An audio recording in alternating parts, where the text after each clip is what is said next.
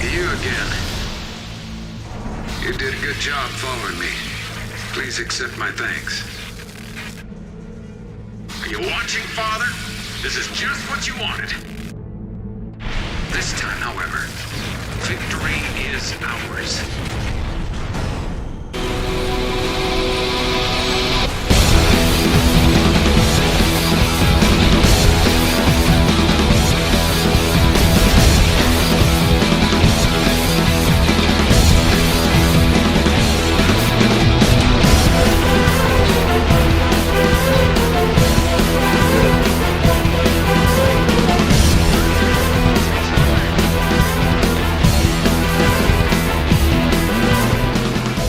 Here we are, everyone. We're finally here at my last review for Armored Core August outside of Armored Core 6. We're now taking a look at Armored Core 5 for the PS3 and Xbox 360. Before we begin, I gotta shout out HaloOwl for his lovely artwork. I want to ask y'all to support the content like usual. Now let's begin with the story and development, shall we?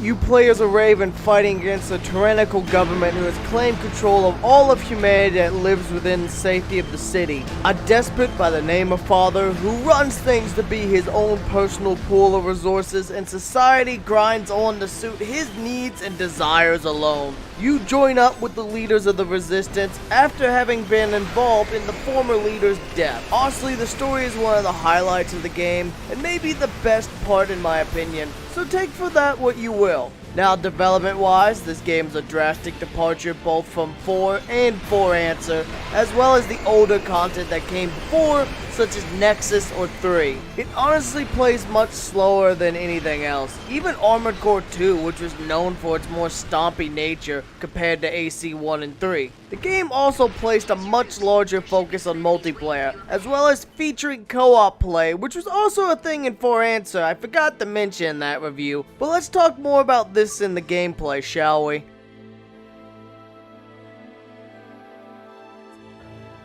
As I said, this is a drastic departure from what came before, and everything just feels much more slow, floaty, and clunky compared to earlier games. And if you come into this game after 4 and 4 Answer, you're gonna feel like a snail compared to the lightning fast action of that game. Like in Armored Core 4, if you have a heavy mech, you can still move relatively fast. But for here, I just feel like I'm moving with concrete shoes. Also, altitude is pretty much hard capped compared to any other game in the series. As to gain any altitude, you have to scale a building like you're Donkey Kong, just jumping your way up the wall, then hovering to nearby flat surfaces, because you cannot just ascend anymore.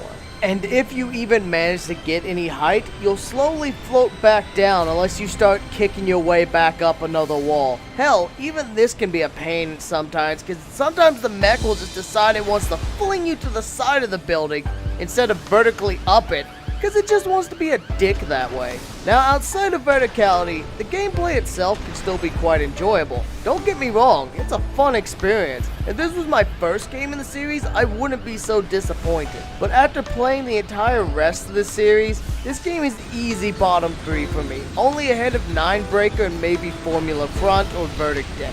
But it does do some things right, like sniper cannons actually feel like proper snipers now, with proper zoom scopes, which require you to find a place you can post up and fire your gun, because if you move you'll be kicked out of the scope, and damn do these sniper cannons do some work. The game also has a ton of missions, so there's lots to play and lots of money to earn. Hell, now most missions even have bonus subquests that let you earn additional rewards for completing random side objectives, such as completing the mission in a certain amount of time, or destroying a certain amount of landmines, or using the garage feature one time or less per story mission. Which, that segues nicely, as that's a pretty nice feature that they added.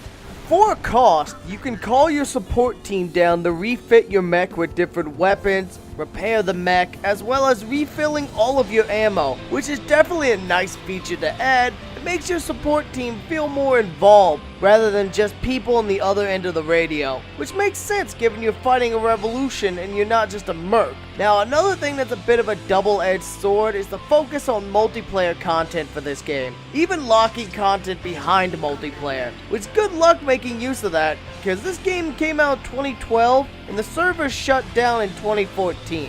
For context, Demon's Souls, another From Software game released in 2008, and its servers ran till about 2017, or about 9 years, which really lets you know the interest in that aspect wasn't really that strong. Now, the addition of a co-op feature and making your own teams is pretty cool, but it's mostly a moot point now anyways. But for posterity's sake, I should cover the fact that it would allow you to make teams that you can recruit other players into your faction, and you'd be able to fight online for control of territory, as well as a handful of other features. Now, another issue I have is the emblem system is still the same system as Armored Core 4 and 4 Answer, but now there is more layers, so if you really want to get creative, you can make it work, as you have 128 layers instead of 15. But it's still pretty limited compared to how it used to be. And that's a shame because the enhanced customization would have fit nicely with those mech team aspects. Another new feature is that the workshop that you could buy parts and customize for yourself. Now, this is mostly for aesthetic reasons, but there is a handful of parts that give additional features, such as allowing you to store additional parts. Because guess what? There's now a parts limit for how many parts you can own, though it doesn't really come into a factor unless you're trying to buy every single part for your collection. I also wish the enemy variety was not so lacking, as a lot of the non-story missions feature large amounts of the same 2 or 3 types of enemies, though the story missions somewhat make up for this by packing in a bunch of cool enemies. Like one mission while you're in an irradiated hellhole, the final site you search for any tech that could give you an edge in the war, you encounter a giant MT,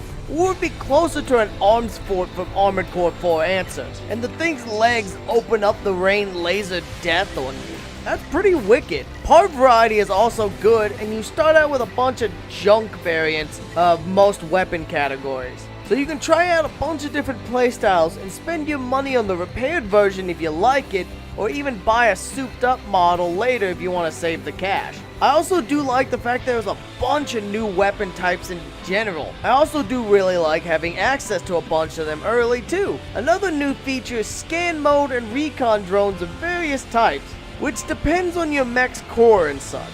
Scan mode will let you see different things in the environment, such as objectives, sub-objectives, where enemies are in conjunction with the recon drones, as well as if you highlight an enemy, you can see a detailed breakdown of a bunch of their stats, which is pretty nice. Now, for the last downside I have to say is the game redoes the control scheme in its entirety again, completely mixing it up. Hell, for the first couple minutes of my footage, I kept accidentally firing when I wanted to switch weapons, or firing a recon drone instead of my shoulder weapon. It definitely gets confusing after playing all the other games. The final thing I'd like to mention about the gameplay is the fact the save system has been changed from manual saves to auto save. So now you cannot save and try missions over if you win. If you lose, then you can still retry the mission like nothing happened though. Overall though, the gameplay, while still being fun, just doesn't live up to what came before. But let's cover how it looks, shall we, as well as the atmosphere.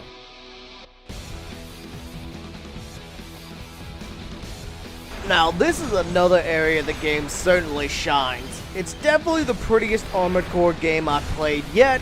The graphics are a step up, and the performance for the PS3 version is way better than Armored Core 4 on the PS3 was. Though it does make sense given that that game came out in 2006 and this one came out in 2012, and by that point most developers had ironed out the kinks and learned how to develop for the PS3. So yeah, the game runs smoothly, it's quite pretty, and there's definitely a really solid soundtrack like usual. The one downside for the performance and atmosphere personally is the destructibility is definitely down from the last 2 games. You cannot just level entire city blocks anymore, being very limited in what's breakable, so that sense of scale takes a bit of a hit. Now you can destroy, like, say, giant stacks of cargo containers and stuff like that, but most buildings will not break. Overall though, it's still an enjoyable experience.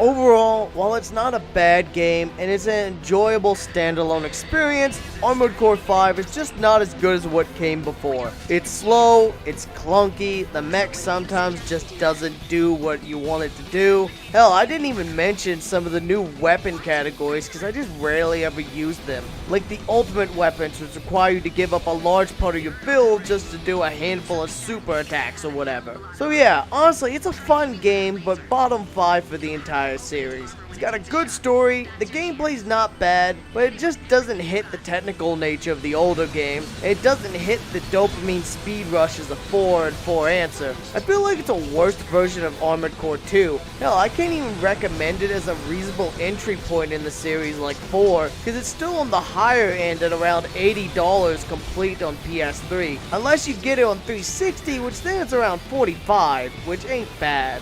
If you really want to get into the series on newer generation hardware though, get 4, or if you want to fork out the money, 4 Answer, or get the 360 version of this game so you don't spend an arm and a leg on it. I'm not gonna lie and say I didn't have fun, but I will say it definitely took me longer to get into enjoying it, unlike say 4 Answer, where I could just fire that game up, start the campaign, and have a blast, while also enjoying the story. I think this just about covers the game, and brings our series of reviews to an end, unless we decide to cover Armored Core 6, which we may very well do. So keep an eye out for a review of Armored Core 6, as well as us streaming it blind on release day. I may even do an on-stream unboxing. Now, I hope you enjoyed, but before we go, I gotta thank HaloOwl once again for his fantastic artwork. I also want to thank all the donors and members seen on screen for y'all's support, especially in the last 2 months. It means a lot. This has been Core, and I'll see y'all in the Armored Core 6 streams.